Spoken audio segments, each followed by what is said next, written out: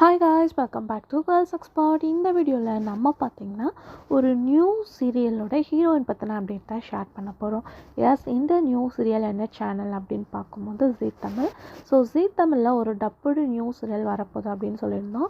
அதாவது இப்போ கரண்ட்டாக டெலிகாஸ்ட் பண்ணிகிட்ருக்க முக்கு புடகா அப்படின்ற சீரியல் வந்து ஜீ தமிழில் ரீமேக் பண்ண போகிறாங்க. அதுக்கான ப்ராசஸ் ஸ்டார்ட் ஆக போகுது அப்படின்னு சொல்லிட்டு ஒரு அப்டேட்டை வந்து நம்ம ஷேர் பண்ணியிருந்தோம்.